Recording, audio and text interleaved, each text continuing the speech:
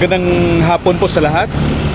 Nandito po tayo sa Andres Auto Accessories sa may Governor Ramos Street, Zamboanga City, in front of Sir Kyle's Tea House. Ito po ay dating Zamboanga White before.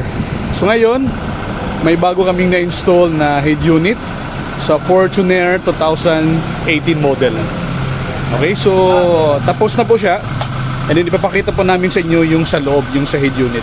Ngayon, in-install nila yung headlight ng sasakyan. So tapos na po. And naka-K-on po ito siya.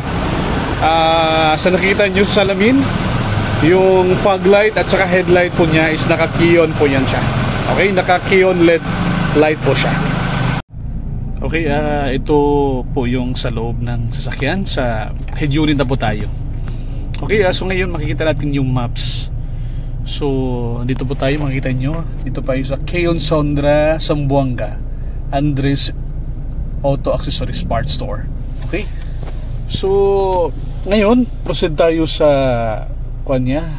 mga features. So, ngayon, next is yung radio.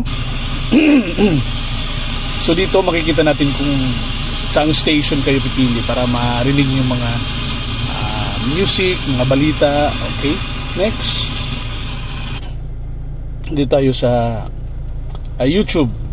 Okay, so kanina na-play po namin kanina. So while waiting, sample tayo ng isang music.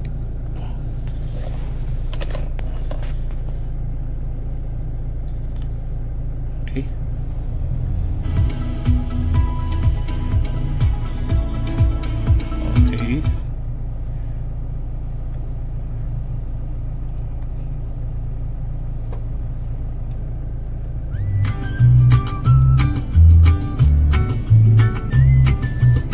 Okay, dito na ba ya?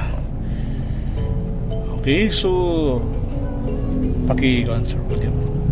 Napakaganda yung speaker, sir. So nakunig lahat natin sa lahat ng speaker. So ngayon, okay. Okay na po, yun na po. So next na ipapakita ko sa inyo is equalizer. Pwede nyo i-adjust dito kung saan nyo gusto yung either standard, classic, jazz, hall, user, soft, rock, pop, or cinema. Okay? Pwede nyo i-adjust po dyan. And then music player, pwede kayo po dito mag-install.